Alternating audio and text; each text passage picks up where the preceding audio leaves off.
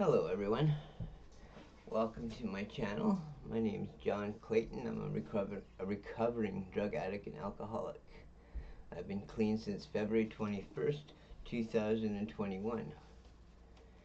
As I'm hoping that some of you know that this is my Just for Today channel, but I thought I would include some separate videos that were parts of the basic text, in case anybody was interested in hearing certain chapters from the basic text. I thought I would include that as part of this channel. Yeah. So we'll start with chapter 1, the basic text. Who is an addict? Most of us do not have to think twice about this question. We know our whole life and thinking was centered in drugs in one form or another. The getting and using and finding ways and means to get more. We live to use and use to live. Very simply, an addict is a man or woman whose life is controlled by drugs. We are people in the grip of a continuing and progressive illness whose ends are always the same: jails, institutions, and death. Those of us who have found the program of Narcotics Anonymous do not have to think twice about the question, who is an addict? We know the following is our experience. As addicts, we are people whose use of any mind-altering, mood-changing substance causing a problem in any area of life. Addiction is a disease that involves more than the use of drugs. Some of us believe that our disease was present long before the first time we used. Most of us did not consider ourselves addicted before coming to Narcotics Anonymous program. The information available to us came from misfortune. Oh, sorry. The information available to us came from misinformed people. As long as we could stop using for a while, we thought we were all right. We looked at the stopping, not the using, as our addiction progressed. We thought of stopping less and less. Only in desperation did we ask ourselves, could it be the drugs? We did not choose to become addicts.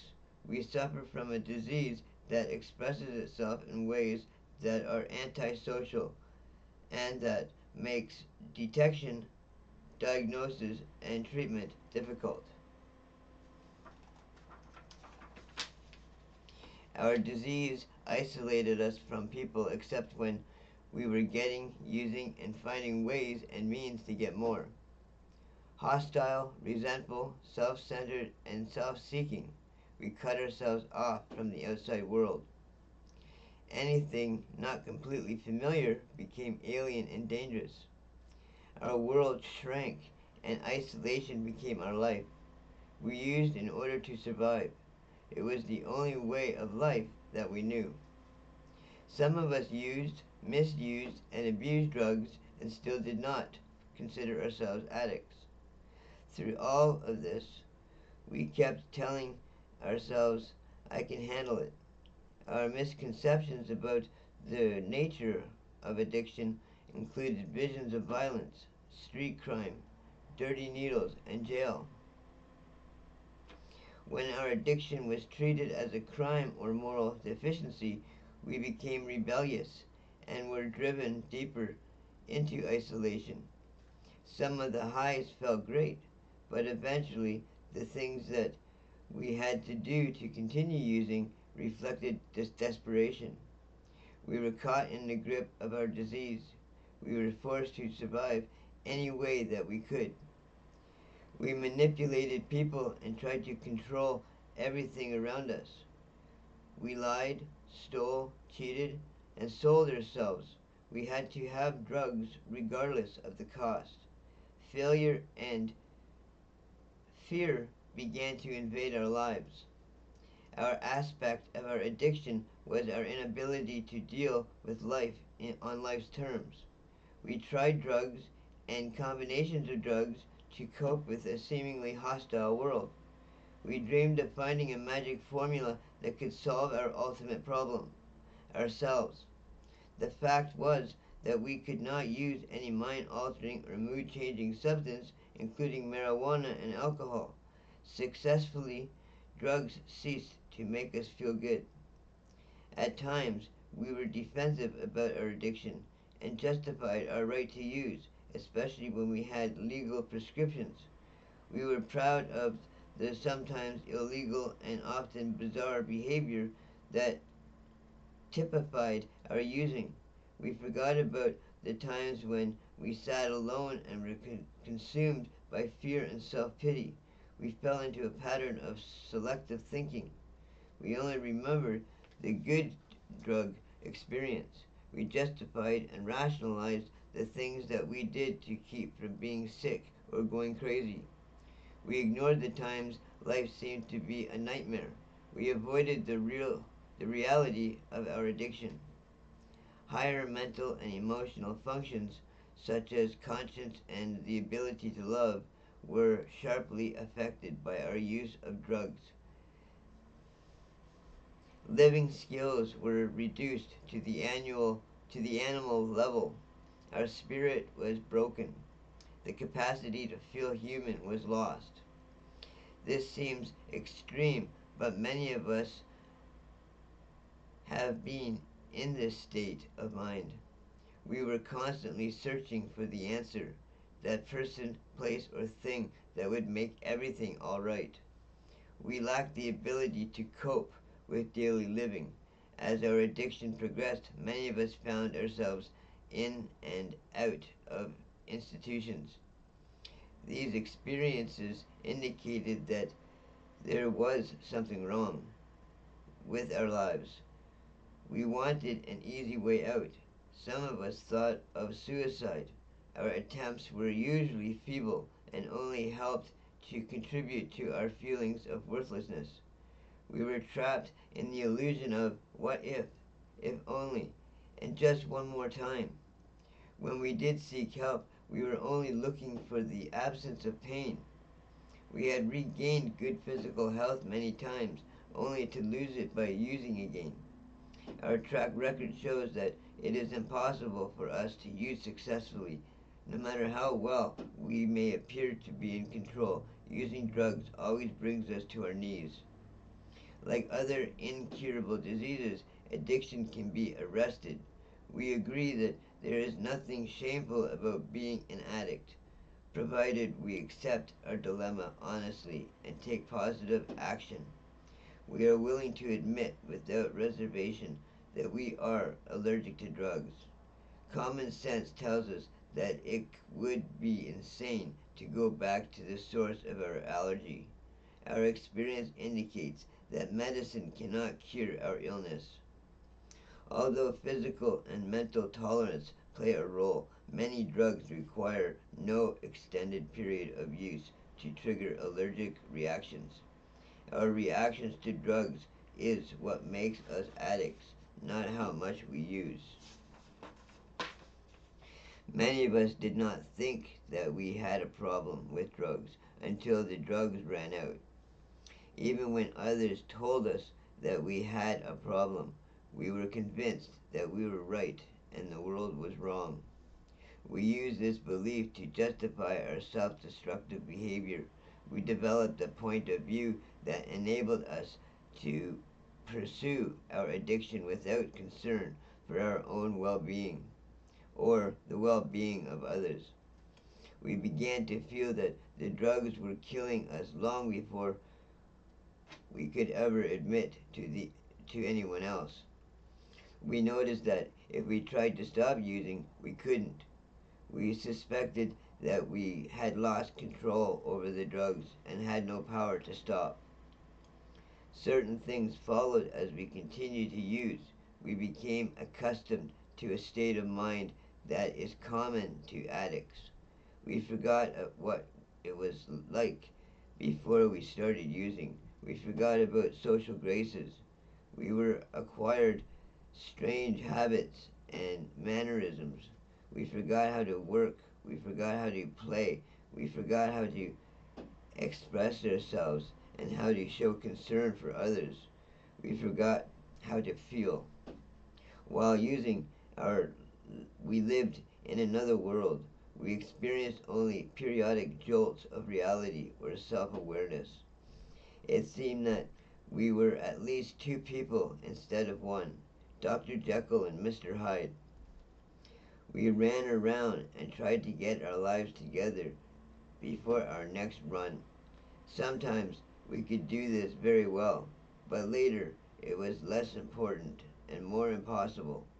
In the end, Dr. Jekyll died and Mr. Hyde took over. Each of us has a few things that we never did.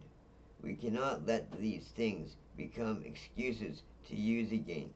Some of us feel lonely because of differences between us and other members. This feeling makes it difficult to give up old connections and old habits. We all have different tolerances for pain. Some addicts need to go to greater extremes than others. Some of us found that we had enough when we realized we were getting high too often and it was affecting our daily lives. At first, we were using in a manner that seemed to be social or at least controllable. We had little indication of the disaster disaster that the future had for us. At some point, our using became uncontrollable and antisocial. This began when things were going well and we were in situations that allowed us to use frequently. This was usually the end of the good times. We may have tried to moderate, substitute, or even stop using, but we went through a state of drugged success and well-being to complete spiritual, mental, and emotional bankruptcy. This rate of decline varies from addict to addict.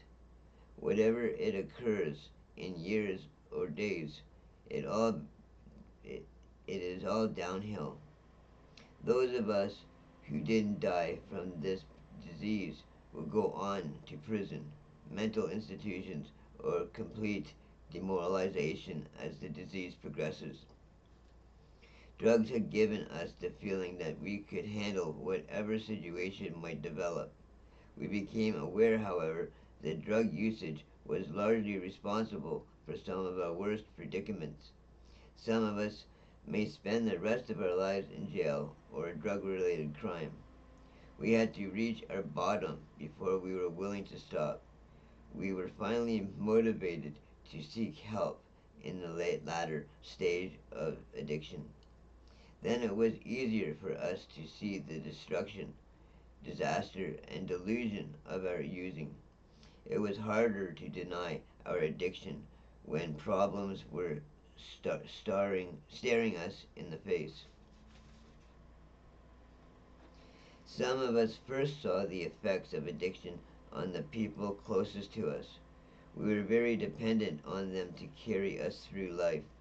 We felt angry, disappointed, and hurt when they found other interests, friends, and loved ones.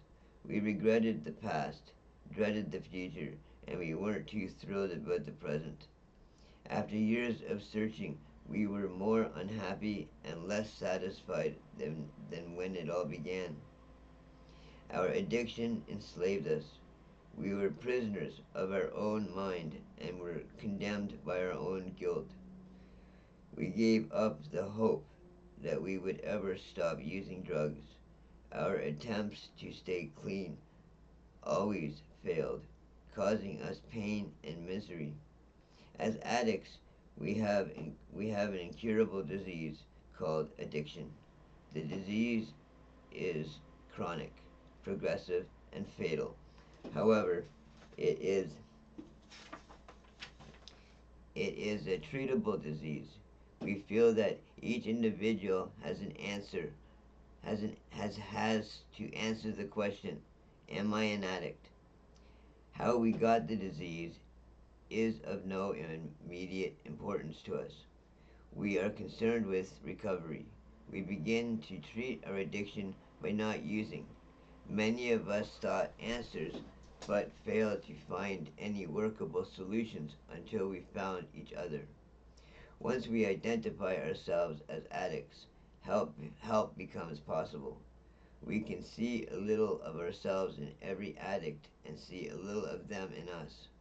This insight lets us help one another.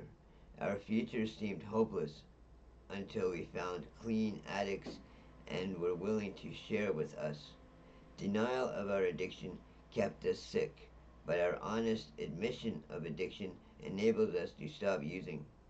The people of Narcotics Anonymous told us that they were recovering addicts who had learned to live without drugs. If they could do it, so could we. The only alternative to recovery are jails, institutions, dereliction, and death. Unfortunately, our disease makes us deny our addiction. If you are an addict, you can find a new way of life through the NA program. We have become very grateful in the course of our recovery. Through abstinence and through working the 12 steps of Narcotics Anonymous, our lives have become useful. We realize that we are never cured and that we carry the disease within us for the rest of our lives. We have a disease, but we do recover. Each day we are given another chance. We are convinced that there is only one way for us to live, and that is the NA way. Wow. Well, that was chapter 1 of the basic text. Yeah, it took a long time before I could come to the realization that I have a problem and that I need help because I couldn't do it on my own. And I've been an addict pretty well my entire life. And it actually wasn't until a few overdoses that I realized how lucky I really am and managed to find the right help in the right places and went to treatment. And even though this is the first time I've been in recovery, I've now been clean for 3 years, 7 months, and 22 days or something like that. And yeah, so so I think that's enough for today. Um, Again, yeah, that was from the basic text. It's part of the Just for Today channel, and you know, if it helps with what I'm reading, then please hit like, leave a comment. You know, if you want to share a story or whatever, you know, I'm here, and you know, we can continue to stay clean together another day. Great. You have a great day, everybody.